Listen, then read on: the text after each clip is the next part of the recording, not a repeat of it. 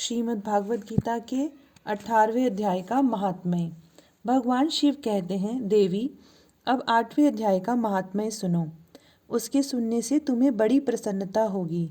लक्ष्मी जी के पूछने पर भगवान विष्णु ने उन्हें इस प्रकार 8वें अध्याय का महात्म्य बतलाया था।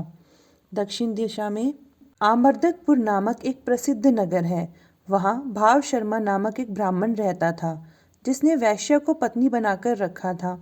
वह मांस खाता, मदिरा पीता, श्रेष्ठ पुरुषों का धन चुराता, पराई स्त्री से व्यभिचार करता और शिकार खेलने में दिलचस्पी रखता था। वह बड़े भयानक स्वभाव का था और मन में बड़े बड़े हौसले रखता था। एक दिन मदिरा पीने वालों का समाज जुटा था। उसमें भाव शर्मा ने भरपेट ताड़ी पी, खूब गले तक उसे चढ़ाया। अतः अजीर्ण से अत्यंत पीड़ित होकर वह पापात्मा कालवश मर गया और बहुत बड़ा ताड़ का वृक्ष हुआ। उसकी घनी और ठंडी छाया का आश्रय लेकर ब्रह्म राक्षस भाव को प्राप्त हुए कोई पति पत्नी वहां रहा करते थे। उनके पूर्व जन्म की घटना इस प्रकार है। एक कुशीबल नामक ब्राह्मण था, जो वेद वेदांग के तत्वों का ज्ञाता, संपूर्ण शास्त्रों के अर्थ का विशेषज्ञ और सदाचारी था। उसकी स्त्री का नाम कुमति था। वह बड़े खोटे विचार की थी। वह ब्राह्मण विद्वान होने पर भी अत्यंत लोभवश अपनी स्त्री के साथ प्रतिदिन भैंस, कालपुरुष और घोड़े आदि बड़े दानों को ग्रहण किया करता था, परंतु दूसरे ब्राह्मणों को दान में मिली हुई कौड़ी भी नहीं देता था। वे ही दोनों पति पत्नी कालवश मृत्यु को प्राप्त होकर ब्रह्म राक्षस हुए। वे भूख और प्यास से पीड़ित हो इस पृथ्वी पर घूमते हुए उसी ताड़ वृक्ष के पास आए और उसके मूल भाग में विश्राम करने लगे। इसके बाद पत्नी ने पति से पूछा, नाथ, हम लोगों का यह महान दुख कैसे दूर होगा तथा इस ब्रह्म राक्षस योनि से किस प्रकार हम दोनों की मुक्ति होगी?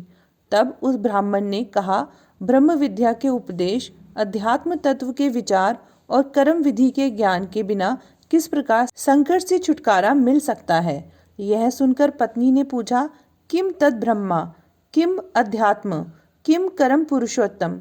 पुरुषोत्तम वह ब्रह्मा क्या है, अध्यात्म क्या है और कर्म कौन सा है?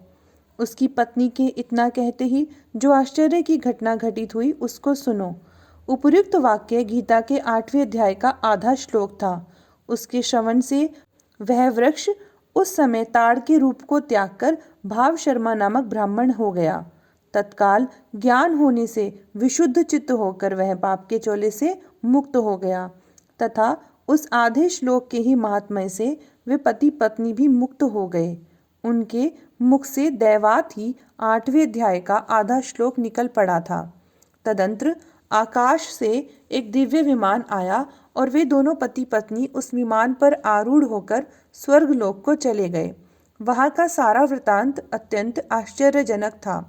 उसके बाद उस बुद्धिमान ब्राह्मण भाव शर्मा ने आदरपूर्वक उस आधे श्लोक को लिखा और देव देव जनार्दन की आराधना करने की इच्छा से वह मुक्तिदायिनी काशीपुरी में चला गया। वहाँ उस उदार बुद्धि वाले ब्राह्मण ने भारी तपस्या आरंभ की। उसी समय क्षीर सागर की कन्या भगवती लक्ष्मी ने हाथ जोड़कर देवताओं के भी देवता जगतपति जनार्दन से पूछा, नाथ, आप सहसा नींद त्याग कर खड़े क्यों हो गए? श्री भगवान बोले, देवी, काशीपुरी में भागीरथी के तट पर बुद्धिमान ब्राह्मण भाव शर्मा मेरे भक्ति रस से परिपूर्ण होकर अत्यंत कठोर तपस्या कर रहा है।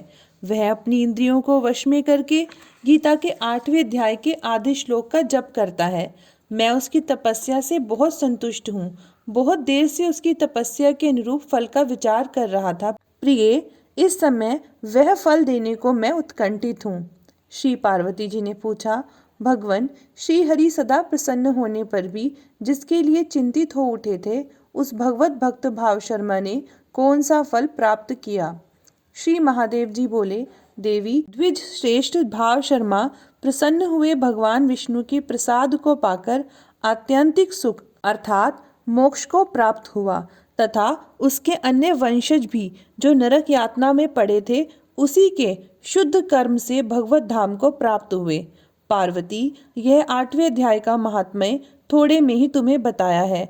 इस पर सदा विचार करते रहना चाहिए।